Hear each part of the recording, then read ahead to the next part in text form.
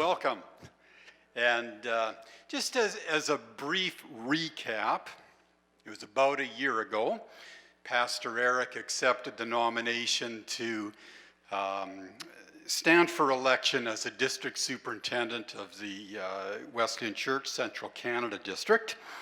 And this launched our church on the search to identify the person whom God has been preparing to be our next lead pastor.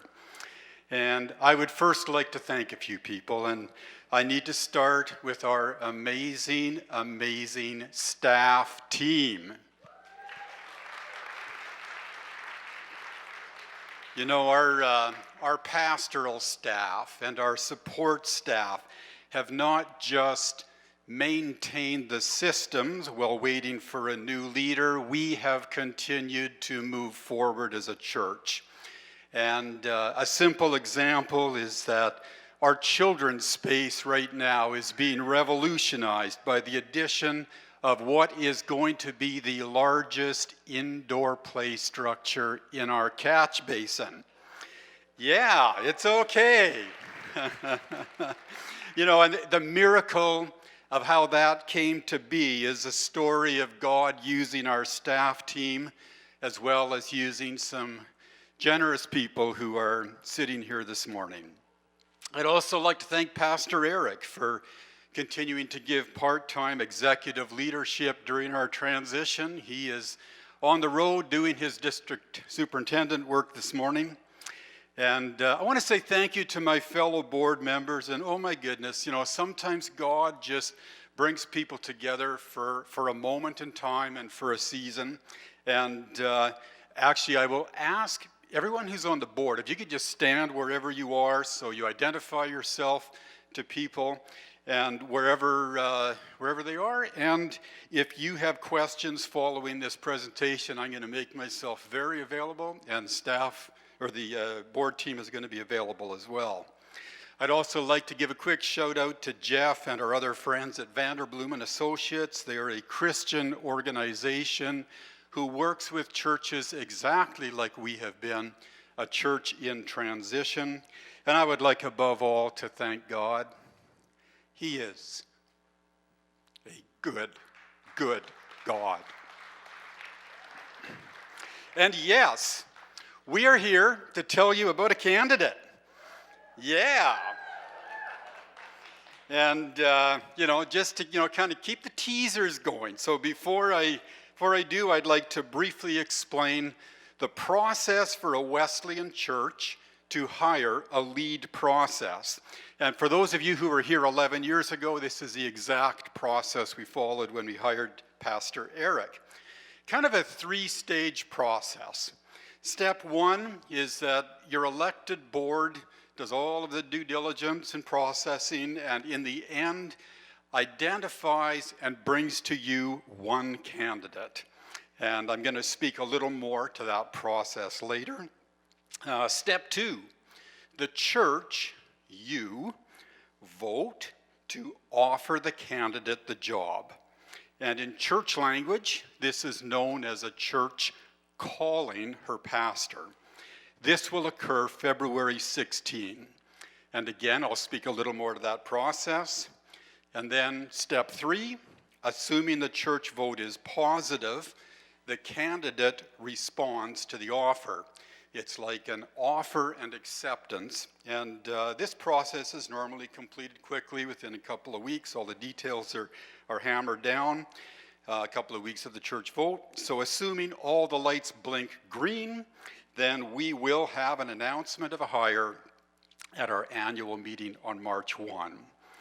Hiring a leader is a process of first casting a very wide net and creating conversations with good people. And that's what a lot of, probably the first 2/3 of the last year has been about.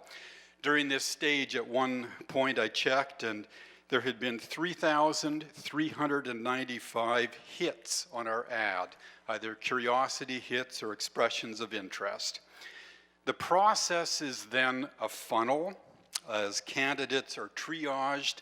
The best candidates move forward in the process.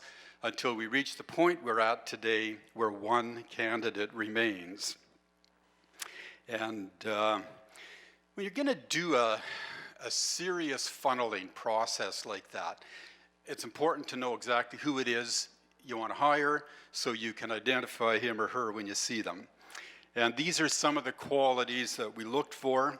There are some table stakes: that the pastor be a person of high moral character who regularly practices the disciplines of a God-centered life, a person whose life and finances are well ordered. There had to be things like doctrinal alignment and cultural alignment.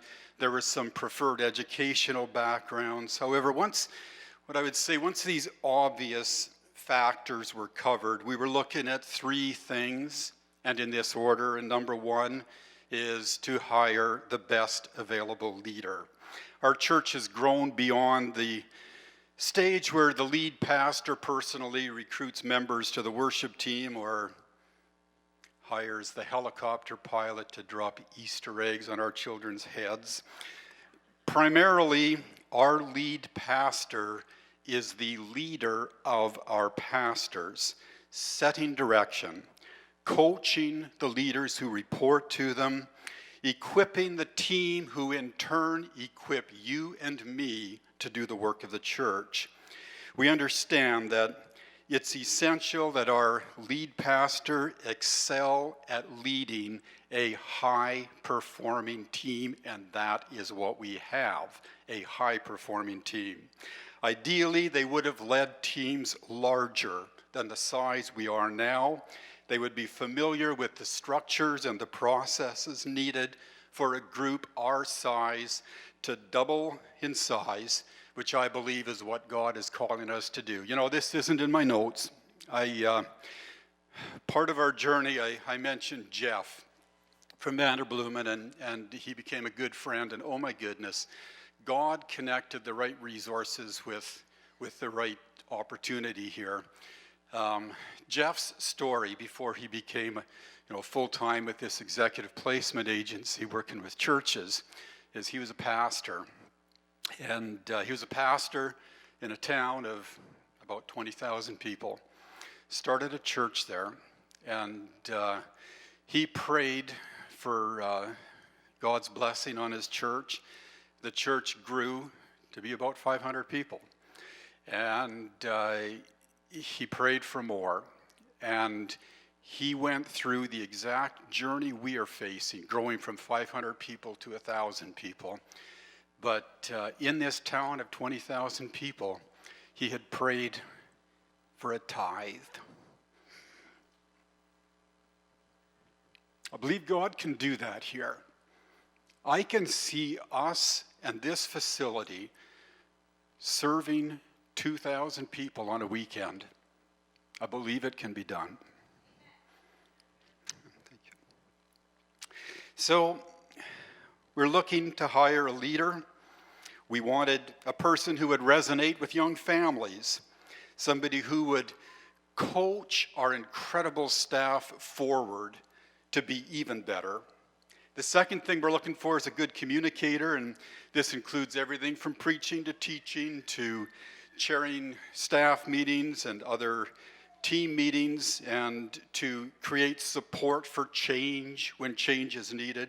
The third thing is a shepherd, not just a great CEO, but somebody who's a great CEO because of how much they love and care for people. And I am so delighted, I'm so honored, I'm so humbled to now tell you about such a person.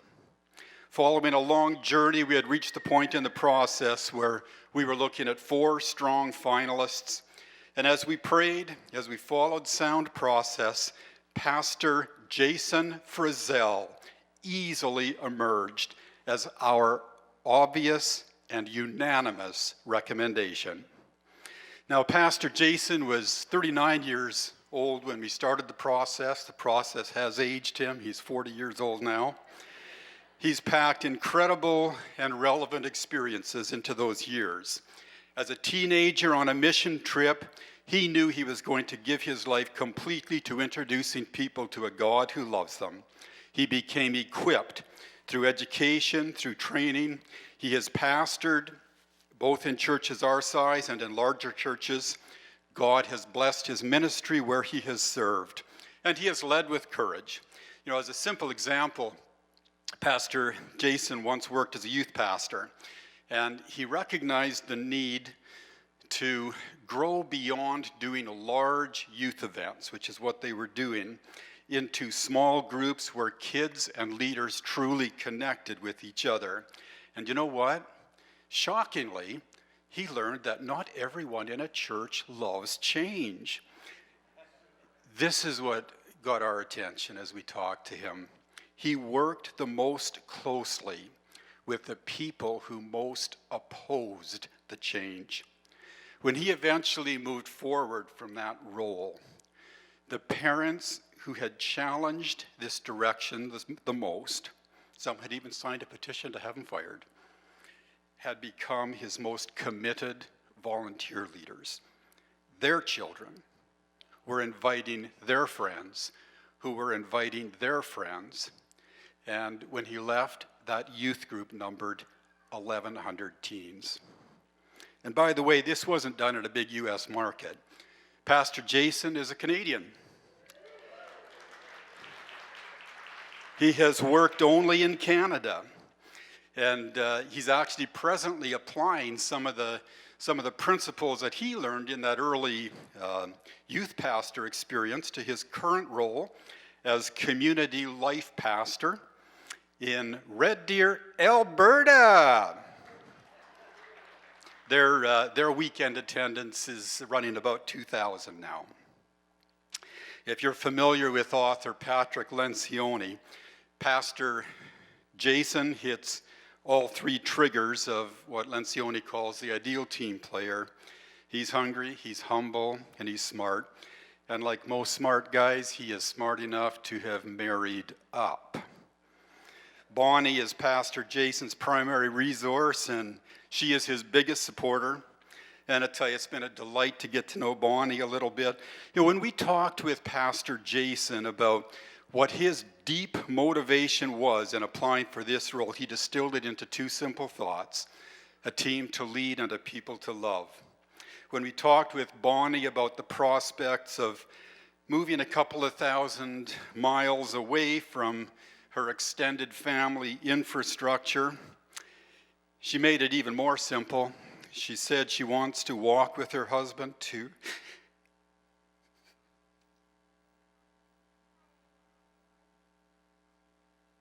You know, I tell my boys that in some movies it's manly to choke up a little bit, and they don't buy it either.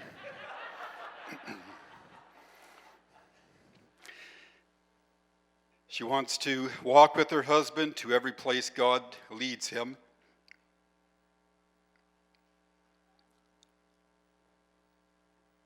And God will look after the infrastructure. So if Jason and Bonnie look vaguely familiar, as part of the process, they actually flew out here a couple of weekends ago as secret shoppers. And they experienced a Sea Road weekend firsthand. And you may have seen them. They were sitting up in the balcony in the first service, on the right-hand side in the second service. They were being a little rude. He was getting up, wandering around a little bit, checking things out, looking at our children's program, sort of like a young couple scoping us out to see what the church was all about. And of course, as board members, we knew they were here, and we were particularly rude. We just ignored them because we wanted to allow their visit to be anonymous. But you know what? That's okay, because I watched you guys, and you introduced yourselves, and you shook their hands, you welcomed them as I knew you would. So thank you for being part of the process, even though you didn't know you were. Thank you. Well, God has richly blessed the Frizzell family, and I ain't going to make it through this without choking up. So 12-year-old Sadie will accompany Pastor Jason and Bonnie when they come back on February 16. A little more than a year after Sadie arrived, God was working in the life of an expectant girl in Florida, of all places. And even though she didn't know God was working in her life, she made the choice to carry her baby to term, and literally kitty corner across the continent, God was preparing. God was preparing Cannon's family. Following a complex adoption process, Sadie had a baby brother. Well, apparently one baby brother for Sadie was not enough.